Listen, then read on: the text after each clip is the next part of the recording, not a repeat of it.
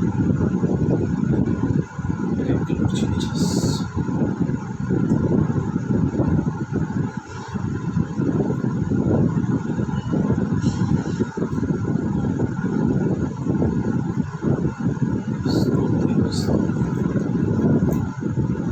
Thank you, Lord.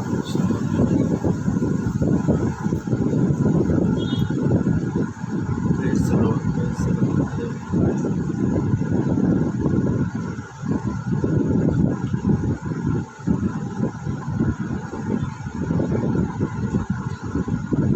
Praise the Lord.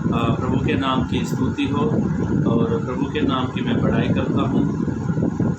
जल्द से जल्द आप मेरे साथ में इस लाइव सेशन में ज्वाइन होते जाए और वीडियो को शेयर भी कीजिए। मैं मेरे मोबाइल से शेयर कर रहा हूँ। मैं चाहता हूँ कि आज की शाम हम मिलकर प्रभु के चरणों में बिताएं ताकि हम प्रभु की महिमा को अपने जीवन से कर सकें। तो जल्द से जल्द आप जॉइंट होते जाए और अपने व्हाट्सएप ग्रुप में अपने फेसबुक ग्रुप में आप वीडियो को शेयर भी कीजिए ताकि सब लोग हमारे साथ में जुड़कर हम प्रभु की महिमा करें। जल्द से जल्द आप जोड़ करते जाए और वीडियो को शेयर भी किया करें अपने मोबाइल में, अपने व्हाट्सएप में, आप में जितने भी ग्रुप्स हैं तो आप उनमें वीडियो को शेयर भी करते जाए। Thank you Lord Jesus.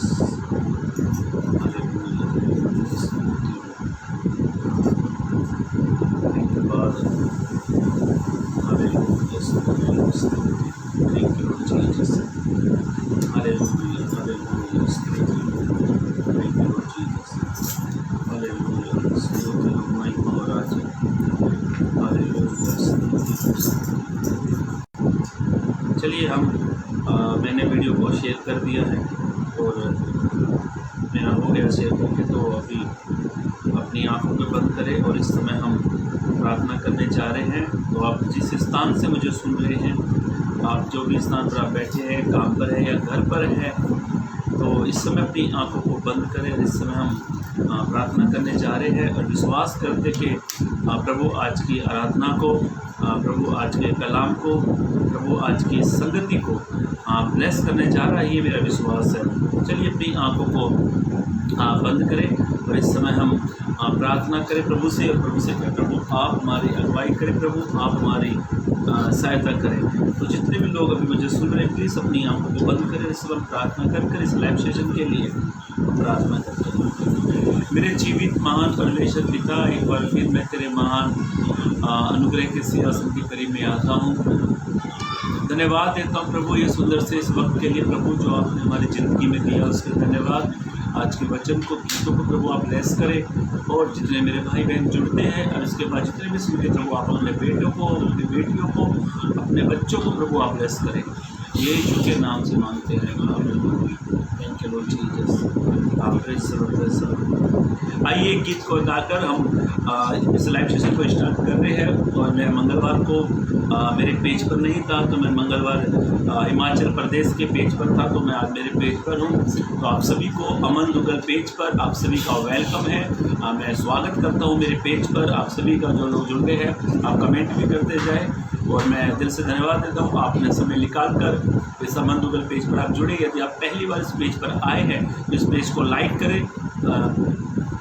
इसको लाइक करें, सब्सक्राइब करें ताकि आप हमारे साथ में जुड़ते जाएं और वीडियो को शेयर भी करें। आइए हम एक गीत को गाकर प्रभु की हम आराधना करने जा रहे हैं। मैं चाहता हूँ आप एंड तक हमारे साथ में जुड़े और आज एक बहुत ही अच्छे वचन पर, आज हम एक अच्छे संदेश पर हम मनन करने वाले हैं और मैं विश्वास करता हूँ कि आज का कलम आप सभी के जीवन में आशीष को लेकर आएगा। आइए अपनी आंखों को बंद करें तो आइए अपनी आराधना करें। ओ तेरी स्तुति आराधना करता हूँ मैं तुझसे ये प्रार्थना, महिमा से तेरी तो इस जगह को भर, जो भी तू चाहे तू यहाँ पे कर।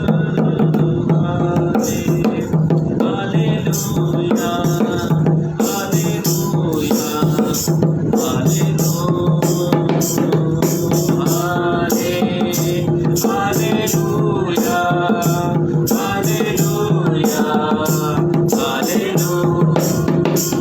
ओ तेरी स्तुति आराधना करता हूँ मैं तुझसे ये प्रार्थना।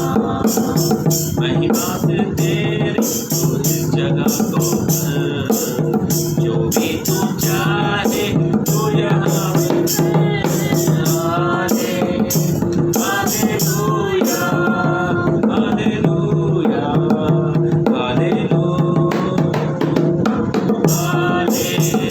हालेलुया हालेलुया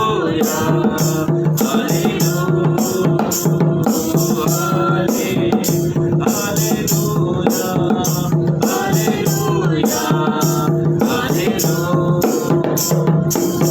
करुणा से तेरी मैं दिन दिखाता है, चार बंधन तेरी मुझे बचाता है। करो करुणा से तेरी मैं दिन दिखाता है, चार बंधन मेरी मुझको बचाता है। जब मैं पुकारूं तू दौड़े आता है, जब मैं गिरूं मुझे उठाता है।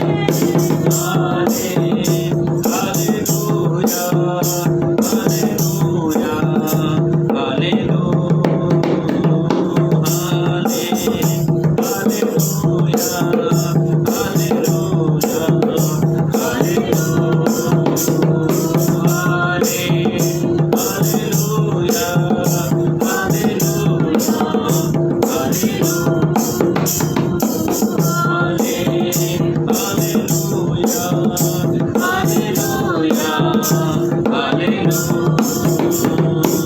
ओ तेरी स्तुति आराधना करता हूँ मैं तुझसे ये प्रार्थना।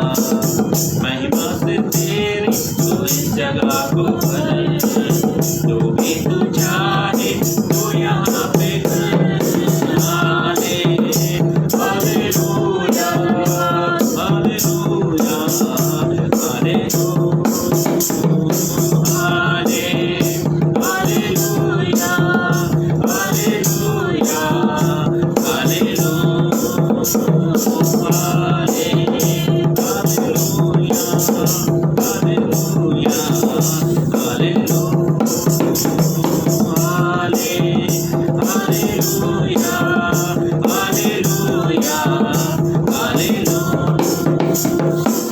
सारे जहां में तुझा नहीं, तुझको छोड़ कोई प्रभु है नहीं। मरो कहे सारे जहां में तुझा नहीं, तुझको छोड़ कोई प्रभु है ही नहीं।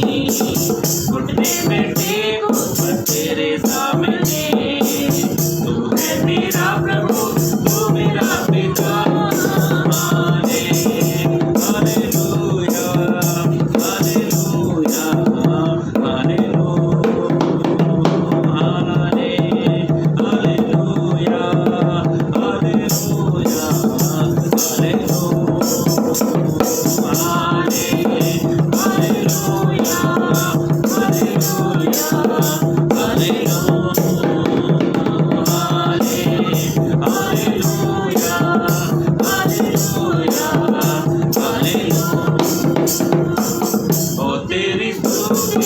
आराधना करता हूँ मैं तुझसे ये प्रार्थना। महिमा से तेरी उस जगह को भर, जो भी तू चाहे तू यहाँ पर। Hallelujah hallelujah hallelujah hallelujah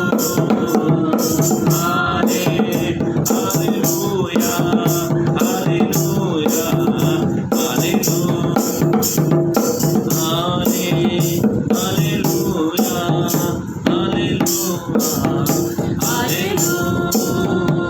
hallelujah,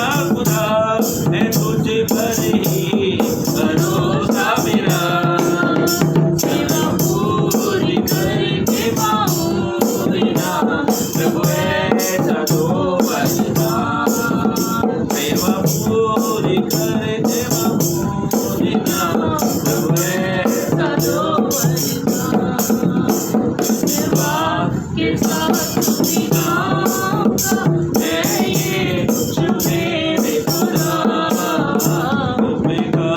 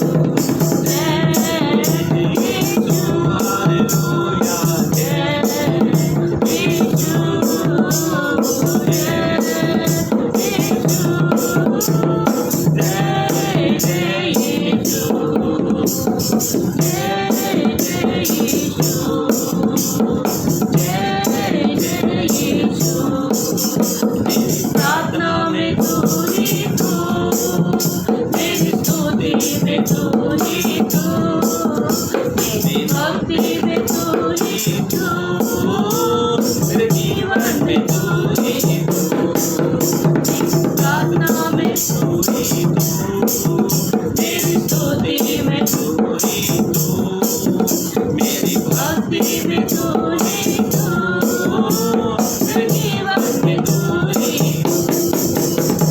जय यीशु, धन्यवाद जय यीशु, हालेलुया जय यीशु, जय यीशु,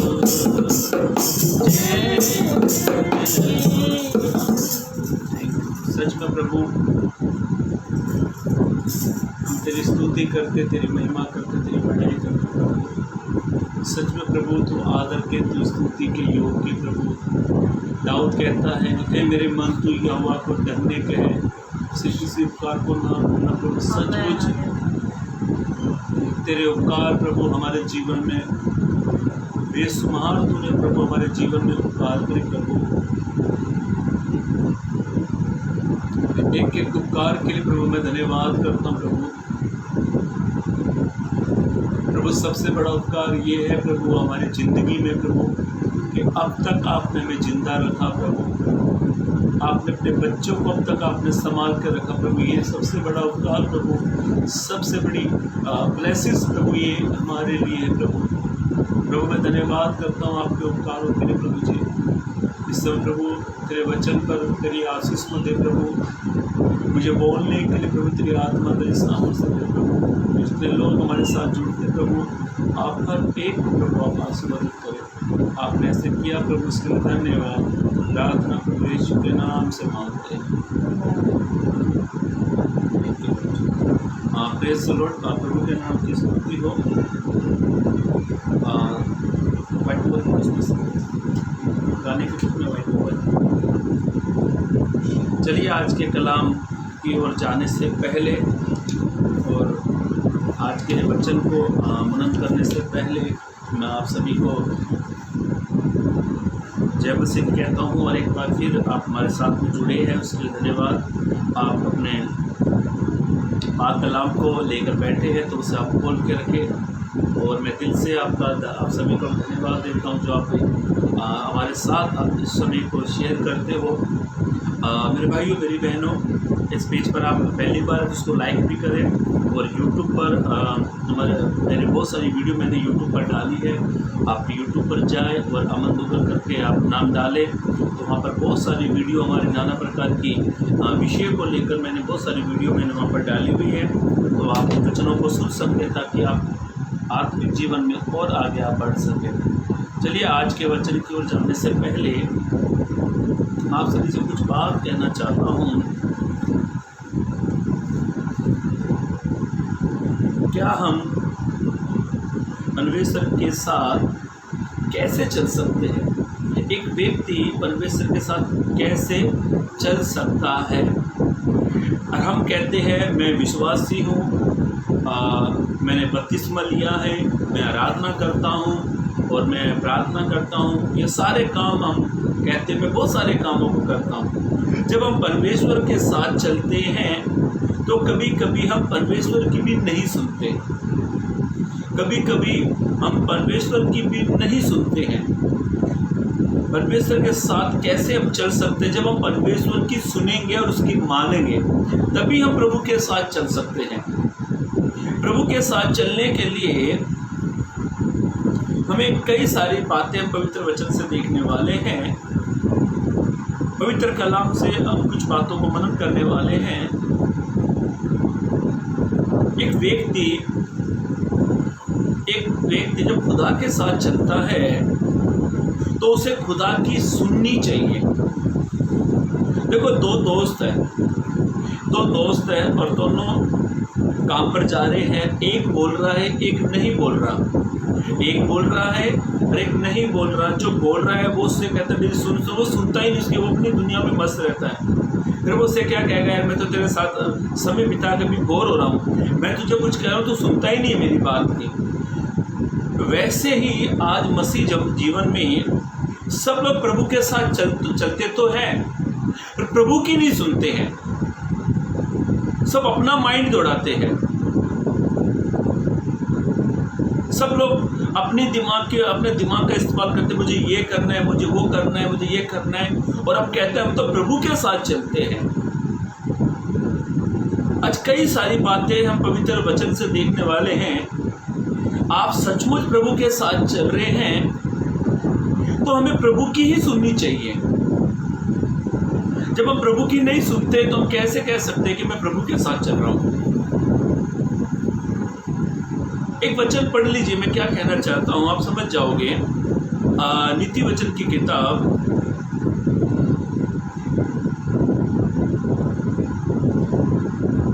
नीति वचन की किताब उसका 3 अध्याय पद 5 को निकाले। नीति वचन की किताब 3 अध्याय पद 5 को निकाले, और मैं यहाँ से वचन पोस्ट कर रहा हूँ। और नीति वचन की किताब 3 अध्याय 5 आयत को पढ़े। नीति वचन 3 अध्याय 5। अपनी समझ का सहारा न लेना। पवित्र कलाम में लिखा है, नीति वचन लिखने वाला सुलेमान ऐसा कहता है, उसने बात यहाँ पर कही और उसने कहा तू अपनी समझ का सहारा ना लेना। हम प्रभु के साथ चलते हैं, हम प्रभु के साथ चलते हैं और हम प्रभु की समझ नहीं लेते, प्रभु से अगुवाई नहीं मांगते, प्रभु से सलाह नहीं मांगते। सुलेमान कहता है तू अपने समझ का सहारा लेना। मतलब अपनी समझ का सहारे का मतलब है कि तू अपने आप से कुछ मत कर, तू अपने दिमाग को मत दौड़ा, तू अपने बल को मत दिखा। वहां पे लिखा हुआ है तू अपनी समझ का सहारा ना लेना, वरन संपूर्ण मन से यहोवा पर भरोसा रखना। आज का इंसान सिर्फ अपनी समझ लगाता है, काम नहीं बढ़ता है, बिजनेस नहीं बढ़ रहा है तो अपनी समझ लगाता है। सेवकाई कलेसिया नहीं बढ़ पा रही है तो अपनी समझ का सहारा लेता है। मेरे भाइयों मेरी बहनों, जिन जिन लोगों ने प्रभु की समझ के अनुसार चले हैं, जिन्होंने परमेश्वर की समझ मांगी है, जिन्होंने परमेश्वर ने जैसा कहा उन्होंने वैसा ही किया है, प्रभु ने उनके जीवन में बड़ा अद्भुत काम करा। आज हमारे जीवन में क्यों प्रभु काम नहीं कर पा रहा है कि हम प्रभु की समझ का सहारा नहीं लेते। मतलब प्रभु की समझ का सहारा परमेश्वर की समझ का सहारा लेने का मतलब क्या है कि मैं कुछ नहीं कर सकता, प्रभु आप सब कुछ कर सकते हैं। इसका मतलब ये है हम अपनी समझ लगा रहे हैं, अपना जोर लगा रहे हैं। हम कभी ये नहीं कहते प्रभु मैं मेरी समझ का सहारा नहीं लूंगा, प्रभु मैं आपकी समझ का सहारा लूंगा। कभी ये नहीं कहते प्रभु मैं अपनी अगुवाई से नहीं चलूंगा, प्रभु मैं आपकी अगुवाई से चलूंगा। कभी हम ये नहीं कहते कि प्रभु मैं लोगों की अगुवाई से नहीं चलूंगा, प्रभु मैं आपके अनुसार चलूंगा। सुलेमान ने कहा तू अपनी समझ का सहारा नहीं लेना। आज बहुत सारी कलेसिया, बहुत सारे परिवार, बहुत सारे बिजनेस करने वाले, इसलिए उनके बिजनेस खत्म हो गए, कलेसिया नहीं चल पाई, कलेसिया बंद हो गई, उनका आत्मिक जीवन नहीं चल पा रहा, इसलिए खत्म हो गया क्योंकि उन्होंने क्या किया है मालूम है, अपने समझ का सहारा लिया। मेरे भाइयों मेरी बहनों,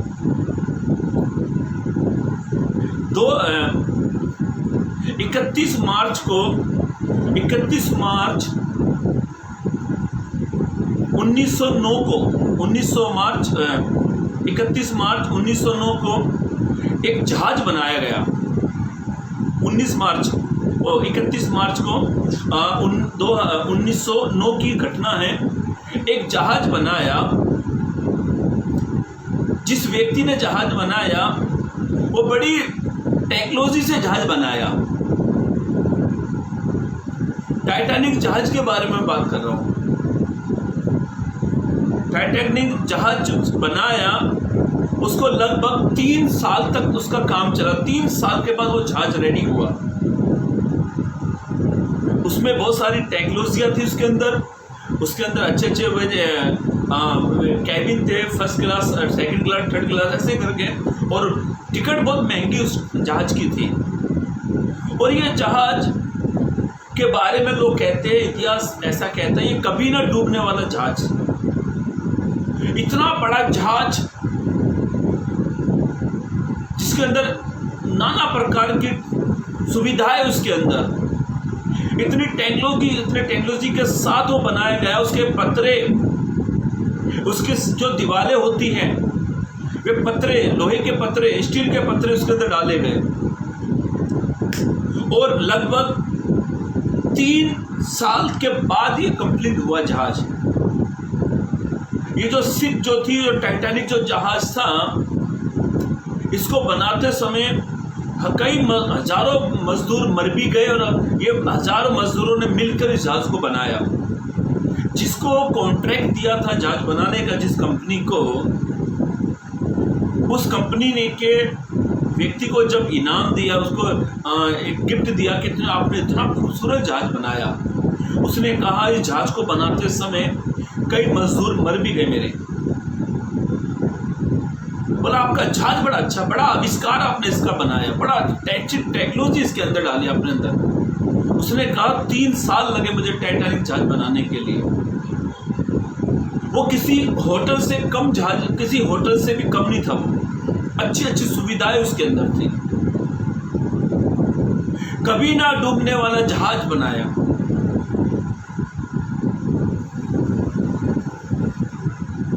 इतिहास ऐसा बताता है, ये जहाज जब अपनी पहली यात्रा को, इसने जब अपनी पहली यात्रा की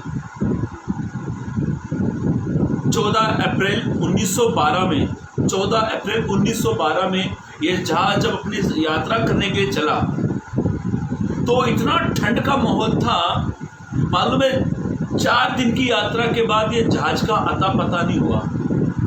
जिसने ये जहाज बनाया था ना, उसने अपनी समझ की पूरी ताकत लगाई।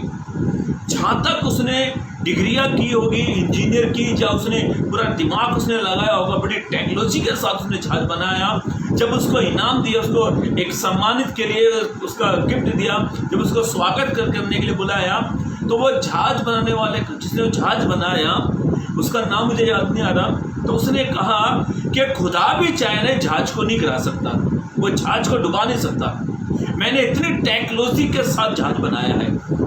उसने कहा खुदा भी चाहे तो जहाज को डुबा नहीं सकता। मेरे भाइयों, मेरी बहनों, बड़ी दर्दनाक घटना घटी।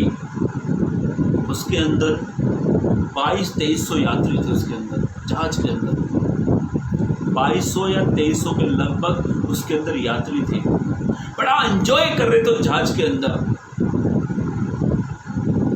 सब बड़ा एंजॉय कर रहे थे। लोगों ने इतनी महंगी टिकट खरीदी, लाखों की महंगी टिकट उसकी खरीदी, बड़ा एंजॉय कर रहे। 4 दिन बड़े अच्छे से बीते। 4 दिन के बाद ये जहाज एक बर्फ से टकराया। एक छोटे से बर्फ के टुकड़े को जहाज टकराया और टाइटैनिक जहाज में पानी भरता गया। जिसने ये दावा किया था कि कभी ना डूबने वाला जहाज है, इतना लंबा चौड़ा, इतना विशाल जहाज बनाया उसने, जिसको बनाने के लिए उसको 3 साल लग गए। कभी ना डूबने वाला जहाज चंद समय में पानी में डूब गया। आज काफी लोग मरे उसमें, आधे लोग बचे, आधे मर गए। मालूम है ये जहाज के 2 टुकड़े हो गए। 2 टुकड़े हो गए इस जहाज के, और अभी तक लोग ढूंढ रहे हैं, रिसर्च कर रहे हैं इसके ऊपर, आखिर वो जहाज कैसे डूबा, कैसे वो टूट गया बीच में से। मेरे भाइयों, मेरी बहनों, जिस शख्स ने, जिस कंपनी ने जहाज को लॉन्च किया, बनाया, उन्होंने ऐसा दावा किया कभी ना डूबने वाला जहाज, कि खुदा भी चाहे तो जहाज को डुबा नहीं सकता। पर ध्यान से सुने मेरे भाइयों, मेरी बहनों, एक व्यक्ति और है जो अपनी समझ के सारे जहाज जिसने नहीं बनाया, जिसने खुदा के अनुसार जहाज बनाया। नूह ने जब जहाज बनाया, अपनी समझ से नहीं बनाया, नूह ने खुदा की समझ से बनाया। इन दोनों जहाज में क्या फर्क है? एक व्यक्ति ने अपनी ताकत लगाई, अपना दिमाग लगाया, अपनी इंजीनियर की पूरी डिग्री जो उसके पास थी, पूरा टैलेंट जो उसके पास था, उसने पूरी टेक्नोलॉजी के साथ वो जहाज बनाया। पर नूह के जहाज में, इस व्यक्ति के जहाज में जमीन आसमान का फर्क था। नूह के जहाज के अंदर कोई सुविधा नहीं थी, इसके जहाज के अंदर बहुत सुविधा थी। पर ध्यान से सुनो, नूह ने जब जहाज बनाया ना, खुदा ने बराबर उसको गाइड्स किया इतनी लकड़ी लेना है, इतनी खिड़की बनानी है, इतना ऊपर से इतना रखना है, नीचे से इतना रखना है, इतनी दीवार खरीदना है, ऐसा करना है। कहने का अर्थ है उस जल प्रलय में सब कुछ डूब गया पर वो जहाज कभी नहीं डूबा। हालेलुया, वो जहाज नहीं डूबा। क्यों? नूह ने अपनी समझ का सहारा नहीं लिया। आज कई लोग इसलिए समाप्त हो गए, इसलिए वे आगे बढ़ पा रहे, इसलिए उनका जीवन खत्म हो रहा है क्योंकि वे अपनी समझ का सहारा लेते हैं। सुलेमान ने कहा तू अपनी समझ का सहारा मत लेना। जो कभी ना डूबने वाला जहाज था वो जहाज डूब गया, जिसके अंदर इतनी अच्छी अच्छी सुविधाएं थी। नूह ने जो जहाज बनाया वो घटना हम पढ़ सकते हैं उत्पत्ति की किताब छठा अध्याय, उत्पत्ति की किताब छठा अध्याय उसका 14 से 17 पढ़े।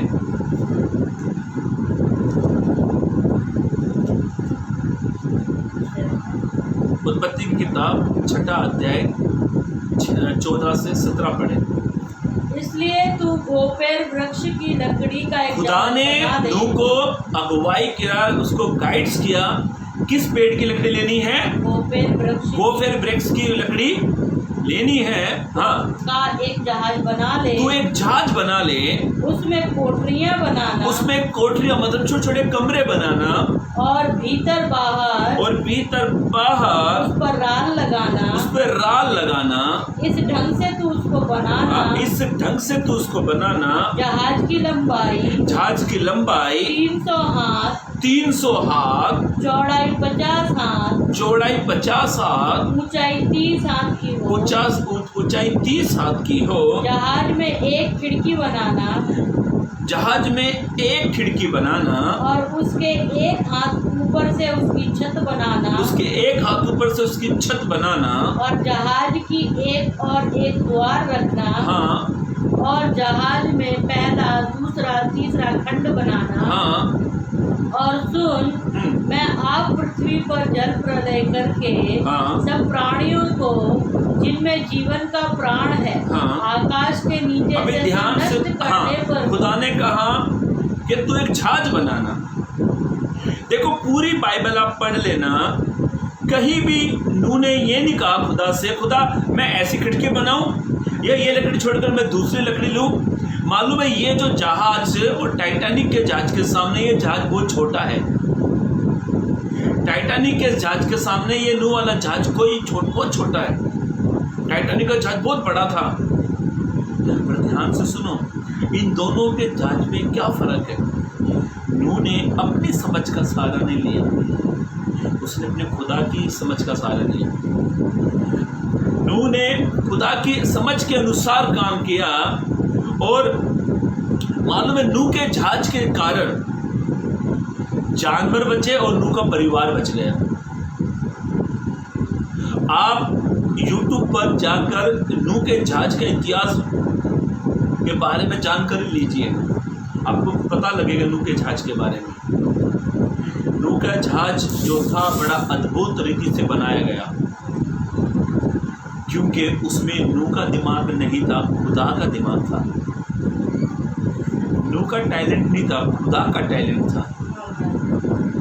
आप अपनी समझ का सहारा लेते हो, इसीलिए आप डूब जाओगे, हार जाओगे, बैकस्लाइडर हो जाओगे। आप अपनी समझ का सहारा ना लेना, वरन संपूर्ण मन से यहोवा पर भरोसा रखना। नूह ने अपने खुदा की कई हुई बातों पर भरोसा रखा और उसके कहे अनुसार वो जहाज बनाया। मेरे भाइयों मेरी बहनों ध्यान से सुने, परमेश्वर की समझ के अनुसार आप काम करोगे ना, कभी फेल नहीं होने वाले। नूह ने परमेश्वर की समझ के अनुसार काम किया और जहाज बनाया। आज कई सारे लोग अपनी बिजनेस में, काम में, अपनी फैमिली लाइफ में, अपनी सेवकाई में, अपने कामों में वो इसलिए फेल हो गए क्योंकि वे अपनी समझ का सहारा लेते हैं, ना कि खुदा की समझ का सहारा। नूह ने परमेश्वर की समझ के अनुसार काम किया। सोचो परमेश्वर किस प्रकार से नूह को गाइड्स कर रहा था ना, कितना अजीब बात है। और नूह कोई जहाज बनाने वाला था नहीं था वो पैदा से कोई जहाज बनाने वाला नहीं था, पर जैसा खुदा कह रहा है, नूह ने कहा ए नूह इधर एक खिड़की बनाना, टक टक टक टक इधर किला गाड़, इधर ये हाथ की दीवार रख करके, नूह जैसा खुदा कह रहा वैसे करे जा रहा। मतलब कहने का मतलब है कि नूह पूरी तरीके से परमेश्वर पर निर्भर था, पूरी तरीके से। खुदा ने कहा इतने हाथ तो इतने हाथ, इतनी चौड़ाई। सोचो कितना अद्भुत परमेश्वर हमारा, कितने अद्भुत तरीके से नूह को गाइड किया उसने, और नूह वैसा ही वैसा करे जा रहा। कितना सोचे तो कितना अजीब सा लगता है, कितना अच्छा लगता सुनने के टाइम पर। ना तो नूह जहाज बना, ना तो नूह ने कभी जिंदगी में जहाज बनाया, एक ही जहाज बनाया उसने, वो जल पर ले टाइम में। पर खुदा परमेश्वर जो दुनिया का मालिक है वो किस प्रकार से उसको गाइड्स कर रहा है। कभी कभी जब मैं मेरी साइड पर जाता हूँ, मेरे जो नए लड़के जब स्विमिंग पूल का काम करने आते हैं तो मैं कुछ सिखाता हूँ, तो मैं ऐसे खड़ा रहता हूँ और मैं बताता हूँ बेटा ये ब्लीचिंग इतना डालना है, ये CC90 इतना डालना है, ज़्यादा डालेगा तो क्या हो जाएगा, ज़्यादा CC90 डालेगा तो पानी तो बड़ा अच्छा दिखेगा, पर जो नहाएंगे ना उसकी स्किन खराब हो जाएगी। CC90 जो केमिकल जो होता है ना वो 500 रुपये का 250 ग्राम आता है, सोचो इतना महंगा हुआ। और स्विमिंग पूल में हजारों लीटर पानी होता है, पर वो उसकी मात्रा इतनी, 2 डब्बे लेते हैं छोटे छोटे प्लास्टिक के 2 डब्बे, हम उसमें अंदाज से लेते हैं और उसको हम ऐसे बीच की तरफ फेंकते हैं। और उसमें क्या होता है, उसमें कीड़ा नहीं लगता, और स्विमिंग पूल का जो पानी जो होता है उसके अंदर काई नहीं बैठ लगती। ज़्यादा वो डालेंगे तो स्किन खराब होगी। यदि आपने वो CC90 केमिकल यदि थोड़ा सा ऐसे लेकर अपने आँख पे लगा लिया ना, आप खुजा कर पागल हो जाए, खुजली नहीं खत्म हुई उसकी, इतना हार्ड केमिकल है।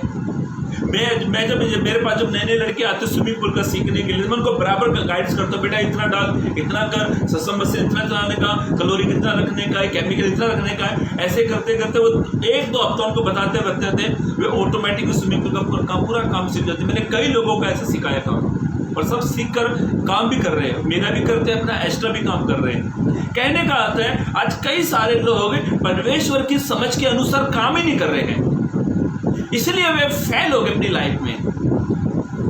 आप अपनी लाइफ में कामयाब एक व्यक्ति बनना चाहते हैं, आप अपने बिजनेस में एक कामयाब व्यक्ति बनना चाहते हैं, आप अपने परिवार में एक कामयाब व्यक्ति बनना चाहते हैं, फैमिली में एक अच्छा इंसान बनना चाहते हैं, मिनिस्ट्री में आपके जो भी काम है आप अच्छा व्यक्ति बनना चाहते हैं, तो अपनी समझ का सहारा मत लो, पूरी तरीके से परमेश्वर पर निर्भर हो जाओ, तो तुम्हारे लिए एक अद्भुत काम करेगा। नूह पूरी तरीके से निर्भर था इस बात के ऊपर, पूरी तरीके से, कहीं भी वो अपना माइंड नहीं चला रहा है।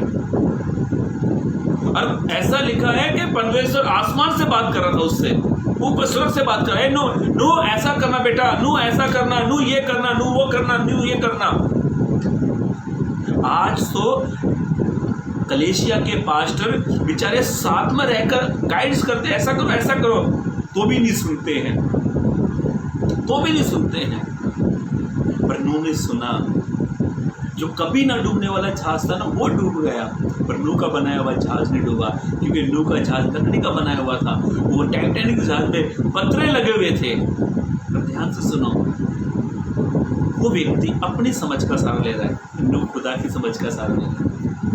आप इंसानों की समझ के सहारे से चलोगे ना, कभी भी आप प्रभु को छोड़ोगे। इंसानों की समझ के सहारे चलोगे, कभी लाइफ में आगे नहीं बढ़ोगे। मैं ये नहीं कहता हूँ आप इंसानों की अगुवाई मत लें, इंसानों की समझ ना लेना चाहिए, पर उस समझो ये हमारे फायदे की है या लाभ की है। कई लोग कहते ना इसको खाने से बराबर पेट साफ हो जाता है, लोग कहते हैं थोड़ा सा वाटर पीने से सारे गम दूर हो जाते हैं। अब ये बताओ, जो लोगों को पिलाते हैं क्या ये इनकी जो अगुवाई लेना चाहिए, ये बेकार की अगुवाई है, इसको कोई लाभ नहीं हमारा। दूसरी अगुवाई जब हमारे सीनियर पास्टर से होते हैं हमारे कलीसिया के, तो कहते हैं बेटा बाइबल पूरी तरीके से पढ़ो, प्रभु का वचन को मनन करो, अध्ययन करो। ये क्या हो रहा है, आत्मिक अगुवाई।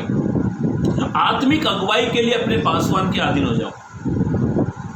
2 प्रकार से लोग अगुवाई करते हैं, हम 2 लोगों की समझ के अनुसार चलते हैं। गलत लोगों की समझ का सहारा लेंगे।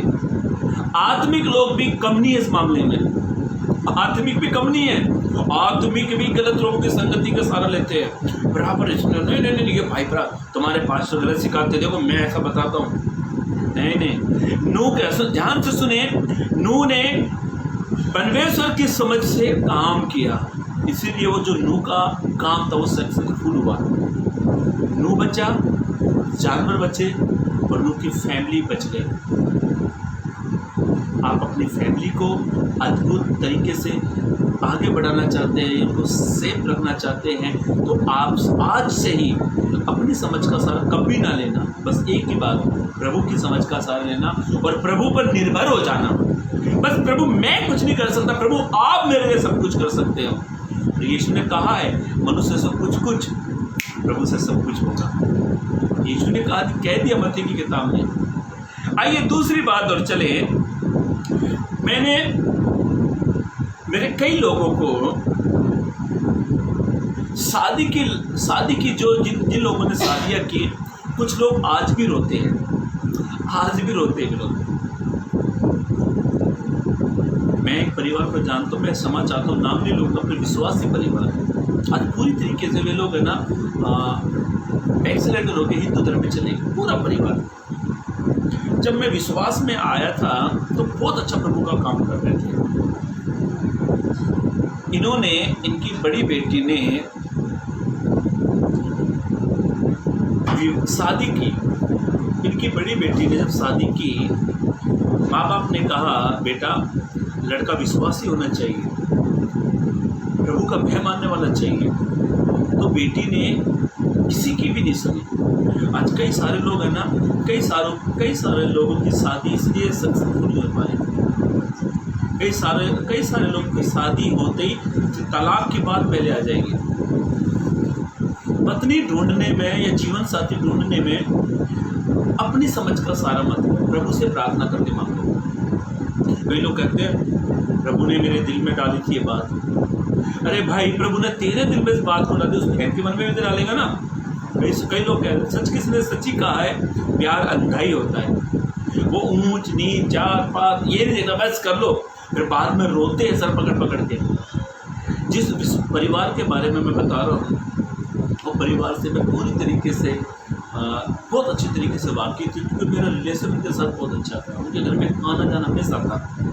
ये परिवार की जो बड़ी बेटी है, बड़ी बेटी ने लव मैरिज किया और अनबिलीवर से उसने साथ लव मैरिज किया और कुछ सालों के बाद उस बेटी का तलाक हो गया। पहला कदम जब बेटी ने उठाया तो उसके बाद छोटी बेटी ने भी यही कदम उठाया, और सबसे शर्म की बात, बेटी ने भी यही कदम उठाया और आहिस्ता बड़ी बेटी की दूसरी शादी हो गई दूसरे धर्म के लड़के के साथ। ऐसे करते ये पूरे परिवार एक पूरी तरीके से बैकस्लाइडर हो गए और ये उसी धर्म में चले गए जहाँ से निकल कर आए थे। यीशु मसीह कोई धर्म नहीं है, यीशु मसीह धर्म बदलने नहीं आया है, यीशु मसीह जीवन बदलने आया है। कई सारे लोग कहते हैं यीशु में गई ये धर्म होगा। यीशु मसीह कोई धर्म नहीं है, यीशु मसीह हमारे जीवन को बदलने आया। यही हमारे पास्टर बता रहे थे, उल्लासनगर में एक परिवार पूरी तरीके से बर्बाद हो गया, जिन्होंने अपनी समझ का सहारा लिया। दोनों बेटे थी, दोनों चली गई है। बेटा के ऊपर बहुत सारा कर्ज, वो भाग गया। पत्नी पागल हो गई है, पति भी पागल हो गया। उसकी पत्नी घर में रहती है, उसी पोटी को करते, उसको पकड़ उसी पोटी को लेकर दीवारों फेंकर मारते। पूरी तरीके से ये परिवार बर्बाद हो गया। हमारे पास्टर बता रहे, पर मैं ये परिवार के बारे में नहीं बता रहा हूँ। कई सारे लोग रिश्ते को लेकर, जीवन साथी को लेकर अपनी समझ का सहारा लेते। मालूम है, लड़की गोरी है, हैंडसम है, सुंदर है, मुझे यही चाहिए। फिर कहते प्रभु ने मेरे मन में डाली है, ओ रबा रबा शिपा रबा, प्रभु ने मेरे मन में डाली, मैं इससे शादी करूंगा। भाई, प्रभु ने तेरे मन में डाली है ना, मैं एग्री हूँ, तो उस बहन के मन में भी तो डालेगा ना प्रभु, या प्रभु पक्षपात करेगा।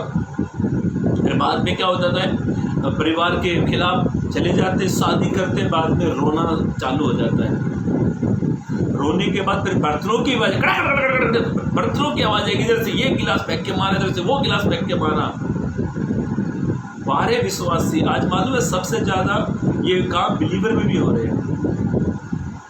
बेनिफिट देखते हैं, भले वो लड़का बाइबल पढ़ता हो या ना पढ़ता हो, भले वो लड़का गवार हो, अनपढ़ हो, चलेगा, भले वो अविश्वासी भी क्यों ना हो, प्रभु को ना मानने वाला हो, चलेगा।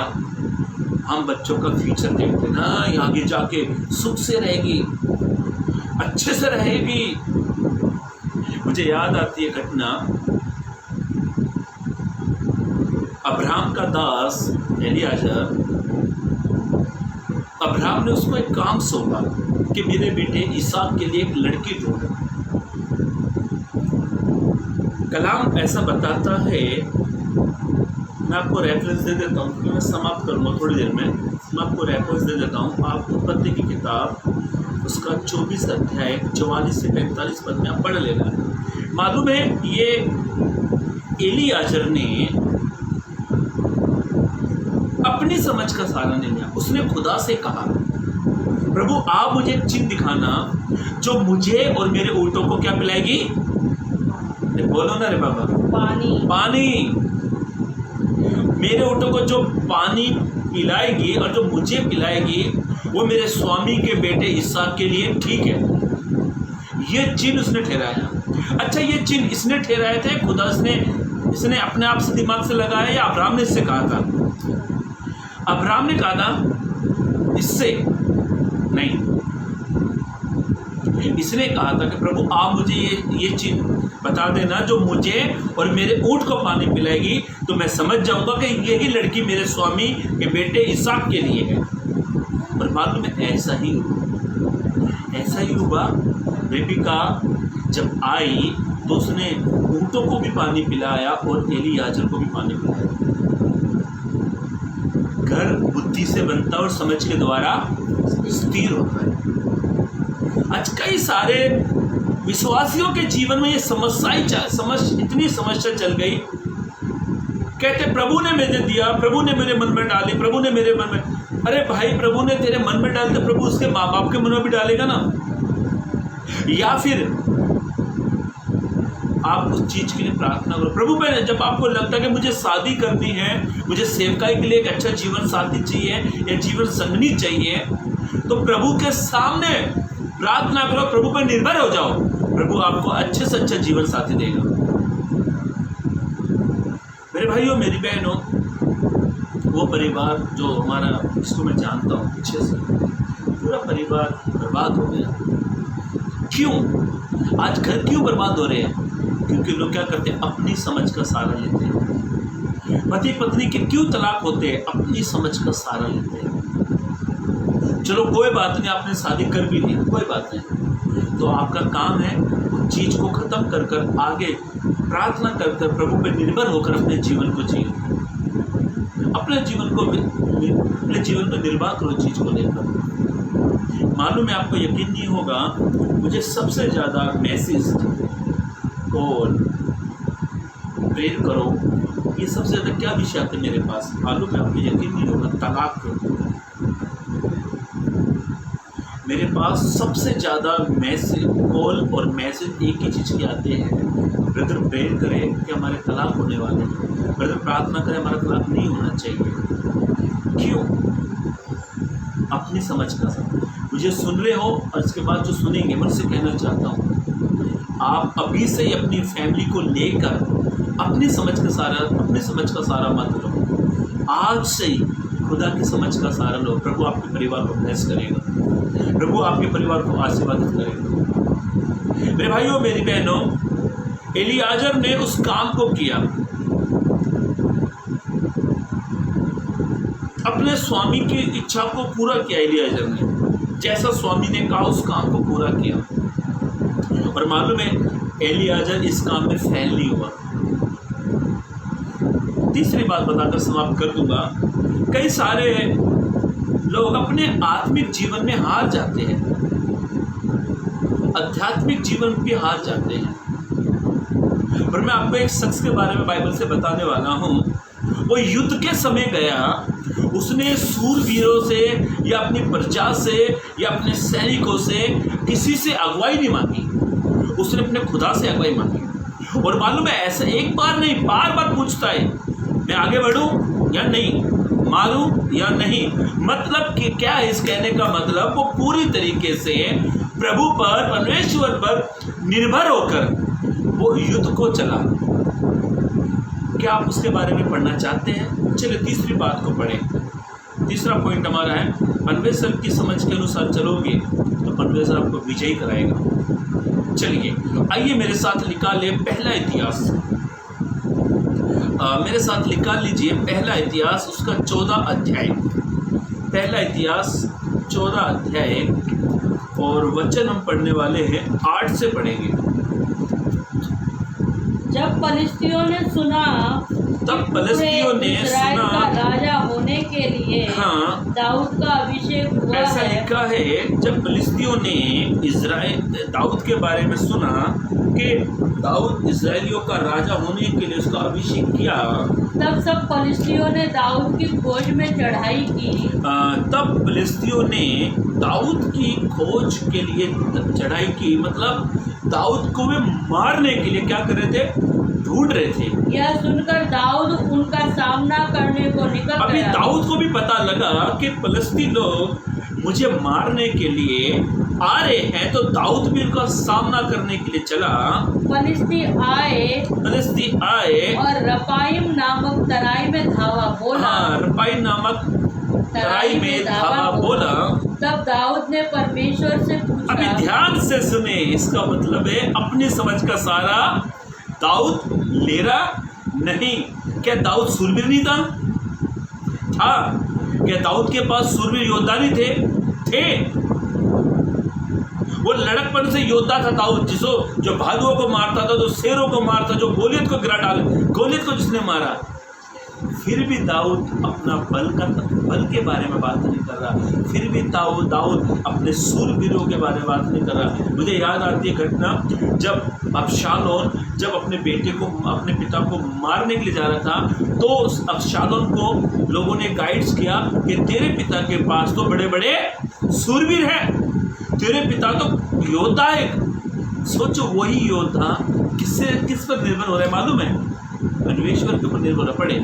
तब दाऊद ने परमेश्वर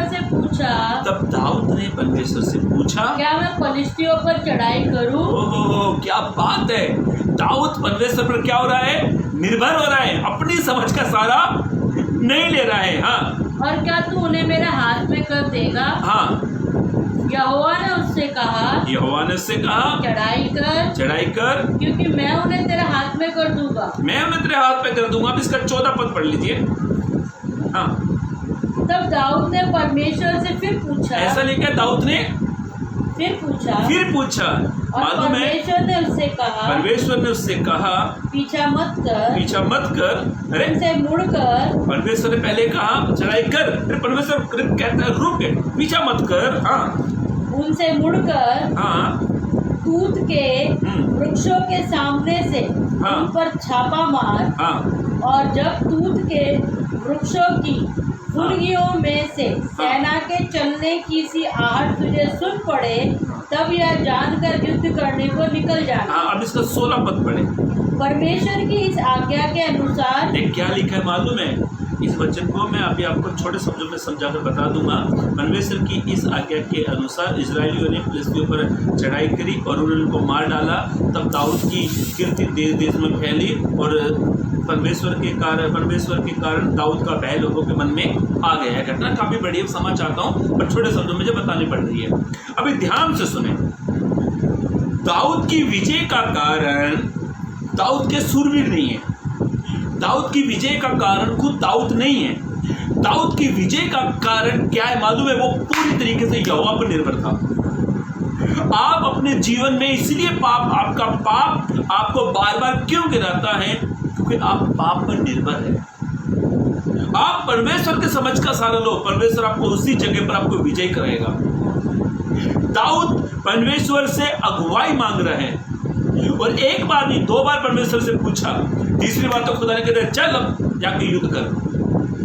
मेरे भाइयों, मेरी बहनों, कीर्ति का मतलब परमेश्वर ने दाऊद को महान कर दिया। आप अपनी सेवकाई में महान होना चाहते हैं, आप अपने बिजनेस में महान होना चाहते हैं, आप अपने राज्य में महान होना चाहते हैं, आप अपने जिले में महान होना चाहते हैं, अपनी कलीसिया में महान होना चाहते हैं, तो अपने आप का सहारा मत लेना, यहोवा का सहारा लेना। दाऊद ने यहोवा का सहारा लिया और परमेश्वर ने दाऊद को इतना प्रसिद्ध कर दिया, महान कर दिया। दाऊद पूरी तरीके से, एक बार भी दाऊद ने ऐसा नहीं कहा, या दाऊद ने सैनिकों से नहीं कहा पता नहीं परमेश्वर बराबर समझाएगा कि नहीं समझाएगा, एक काम करना, अपने सारे तलवार उलवार भाले वाले सब लेकर रखना, क्या पता परमेश्वर अगली बार सुने या ना सुने। दाऊद ने कुछ भी ऐसा नहीं कहा।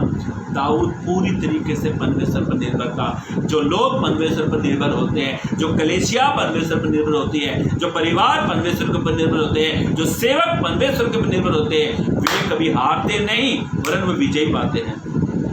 कई सारे लोग इसलिए हार जाते हैं क्योंकि वे अपनी समझ का सहारा लेते हैं, ना कि खुदा की समझ का सहारा। यदि आप अपने जीवन में, अपने जीवन को आप हारा हुआ महसूस करते हो, यदि आप अपने जीवन में उदास, अपने जीवन में उदासी है, निराशा में हो, नूह के समान, एलीआजर के समान, दाऊद के समान परमेश्वर की समझ का सहारा लें। अब नीति वचन पूरा पढ़कर समाप्त करेंगे। जहाँ पर हमने छोड़ा तो अपनी समझ का सहारा ना लेना, पूरा पढ़े 5 और 6 पद को पढ़कर समाप्त कर दीजिए। तो अपनी समझ का सहारा ना लेना, तो अपनी समझ का सहारा ना लेना, वरन संपूर्ण मन से, वरन संपूर्ण मन से। संपूर्ण मन का मत क्या होता है? पूरे मन से, मतलब पूरी तरीके से परमेश्वर पर निर्भर होना, यहोवा पर भरोसा रखना, उस पर निर्भर होना, उसी पर भरोसा रखना, उसी को स्मरण कर, परमेश्वर को स्मरण करके, याद करके सब काम करना, तब वो तेरे लिए ऐसा लिखा, तब वो तेरे लिए सीधा मार्ग निकालेगा। दुनिया के रास्ते टेढ़े मेढ़े दाएं किसी से रास्ता में, मैं अपने गांव में, मैं दिल्ली में फर्स्ट टाइम पे गया तो मुझे किसी से मेरी मम्मी पता नहीं आगे से आ कि मेरी मम्मी दिल्ली 2 बार कई बार तो आना जाना लगा रहा, पर मम्मी भी कई बार जाकर आई तो मम्मी रास्ता ही भूल गई, बोली आगे से राइट मारना, लेफ्ट मारना, वो भी रास्ता भूल गई। पर मैं आपसे कहना चाहता हूँ, यदि आप इंसानों से समझ लेने जाओगे वो आपको टेढ़े मेढ़े, ऊंचे नीचे, खड्डे पट्टे, ऐसे रास्तों के लिए अगुवाई करेंगे, पर खुदा आपके लिए सीधा मार्ग निकाल देगा। सीधा मार्ग जो आपकी आशीष का कारण होगा, सीधा मार्ग जो आपकी ब्लेसिस का कारण होगा, सीधा मार्ग जो आपको विजय का मार्ग होगा, सीधा मार्ग जो आपकी फैमिली के लिए अच्छा होगा, सीधा मार्ग वो आपके बचाव के लिए होगा, वो मार्ग केवल खुदा आपके लिए निकालेगा। जब पूरी तरीके से आप उस पर निर्भर होते, प्रभु बस मैं कुछ नहीं कर सकता, प्रभु मेरे पास संतान नहीं है, मेरे पास घर नहीं है, मेरे पास नौकरी नहीं है, मेरे पास बिजनेस नहीं है, प्रभु मेरे पास कुछ नहीं है, मैं सुनने की दशा में हूँ, प्रभु मैं आज से तुझ पर निर्भर होता हूँ, प्रभु मैं आज से तुझ पर विश्वास रखता हूँ, उसी समय प्रभु आपके लिए योजना बनाएगा, प्लानिंग करेगा और आपके लिए टेढ़ा नहीं, कैसा नहीं, एकदम सीधा मार्ग जो आपकी आशीष के लिए होगा, सीधा मार्ग। तो अपनी समझ का सहारा ना लेना, वरन संपूर्ण मन से तू यहोवा पर भरोसा रखना, उससे तब वो तेरे लिए सीधा मार्ग निकालेगा। मेरे भाइयों, मेरी बहनों, हो सकता है आपके जीवन में बहुत सारी कमियां घटी हो सकती है, हो सकता है आपके जीवन में बहुत सारी, आपके जीवन में आशीष ब्लेसिस नहीं है, तो आप चाहते हैं कि आप ब्लेसिस पाना चाहते हैं, आप चाहते हैं, आपने 2020-2021 भी आधा जा चुका, 1.5 साल से आपके पास कोई रोजगार नहीं है, काम नहीं है, इंटरव्यू दे चुके हैं, आपने बिजनेस के लिए, कई सारे कामों के लिए आपने कई सारी योजनाएं आपने बनाई होगी, अब तक यदि आप फेल हो गए हो, मैं आज के वचन से आपको विश्वास से कहता हूँ, अभी से ही प्रभु पर निर्भर हो जाना। आपकी पत्नी के जो, आपके पति पत्नी के बीच में जो तलाक की बातें चल रही है, अभी से ही आप परमेश्वर पर निर्भर हो जाना। सेवकाई नहीं बढ़ पा रही है, अभी से आप परमेश्वर पर निर्भर हो जाना। नौकरी नहीं मिल पा रही है, अभी से आप परमेश्वर पर निर्भर हो जाना। बच्चे आपको बच्चे नहीं हो पा रहे, अभी से आप परमेश्वर पर निर्भर हो जाना। तब वो आपके लिए सीधा मार्ग निकालेगा, जिसमें आपके लिए वो आशीष बरकत को लेकर आएगा। प्रभु इस वचन के जरिए आपको आशीष दे, चलने के लिए मदद और सहायता करे। जय मसीह की। Praise the Lord. God bless you.